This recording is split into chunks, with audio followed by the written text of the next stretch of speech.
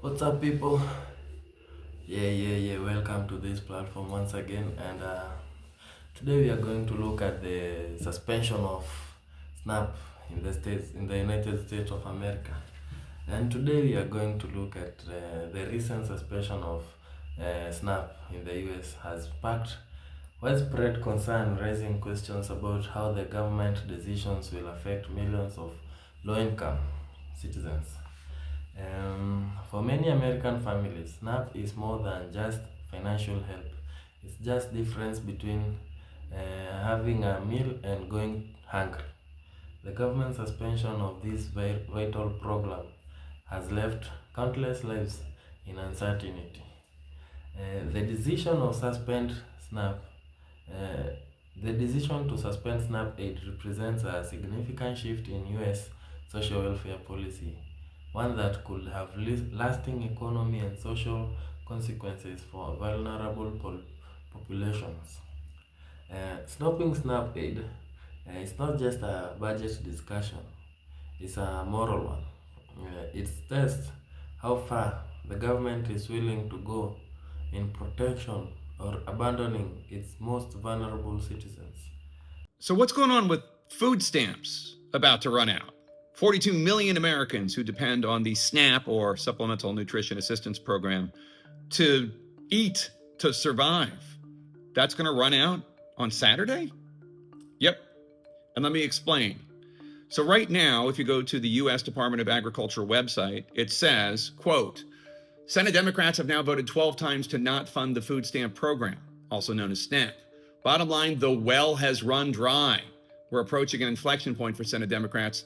They can continue to hold out for health care for illegal aliens and gender mutilation procedures, or reopen the government so mothers, babies, and the most vulnerable among us can receive critical nutrition assistance. That's quite a stark description of the reason that the government is shut down. Democrats say they're doing it to restore Medicaid benefits and also to continue the extension of the Obamacare subsidy so people can afford health insurance, which expires at the end of the year. But be that as it may, Democrats say, wait a second, there is a contingency fund for food stamps. And in fact, you can go back on the Wayback Machine and find a memo from all the way back just on September 30th of this year, so not really that long ago, that says congressional intent is evident that SNAP's operation should continue since the program has been provided with multi-year contingency funds to ensure that the state can continue operations during a federal government shutdown. Multi-year contingency funds available to fund participant benefits in the event that a lapse occurs in the middle of the fiscal year. So that's a Trump Agricultural Department memo from September 30th, but it's no longer on their website. And I asked USDA, what's up with that? And they said, oh, that's an iterative document. I said, what does that mean? They said it's constantly changing. They no longer think it's true. They think that their current legal analysis, which they acknowledge many disagree with, is that these funds are only for the event of a natural disaster, even if this September 30th document says it's for a government shutdown or can be used for a government shutdown. Democrats say that the Trump administration is changing their interpretation of the law so they can use the hunger of 42 million Americans to pressure Democrats to vote to reopen the government. The Trump administration says, no, that's not true. This is just their legal interpretation, and Democrats should vote to reopen the government because these are vital nutrition programs. In any case, what's going to happen is, unless something changes, 42 million Americans are at risk of going hungry.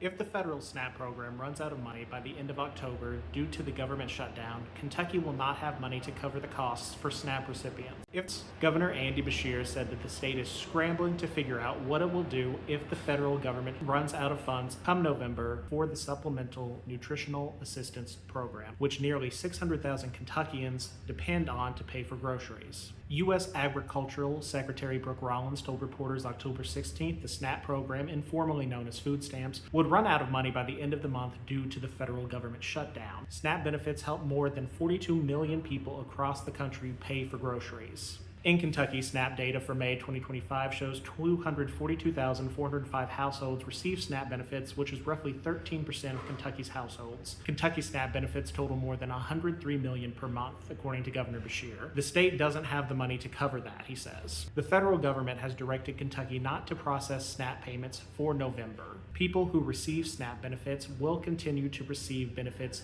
through the end of October. President Donald Trump's administration has said money from new tariffs would likely be used to fund another key food assistance program, also in danger of running out of money. That would include the Special Supplemental Nutrition Program for Women, Infants, and Children, commonly called WIC, which is a special program for low-income, pregnant, breastfeeding, and postpartum women and children up to the age of 5.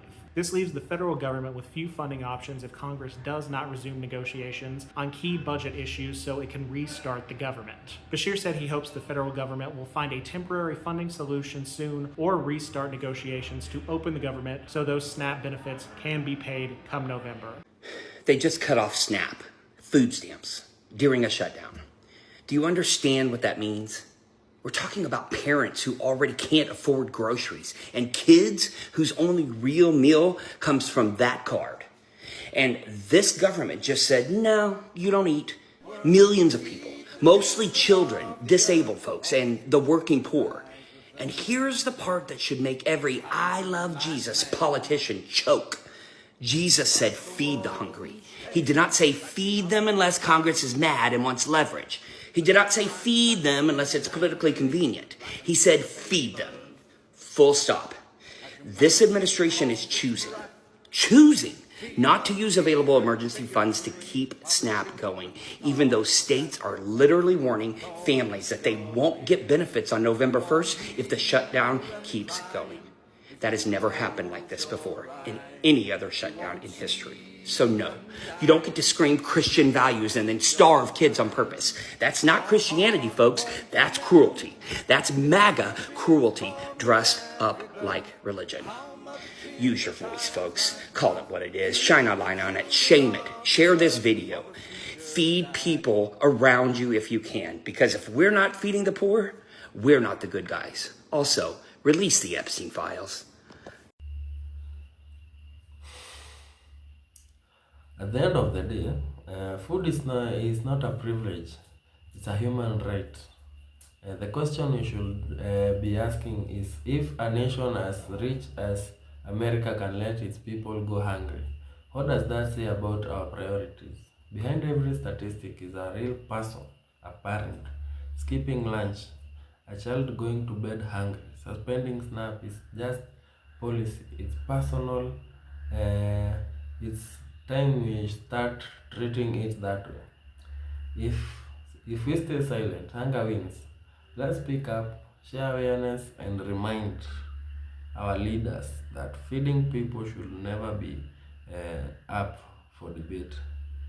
The SNAP suspension reminds us that government policies touch real lives, whether through protest, policy changes, or compassion.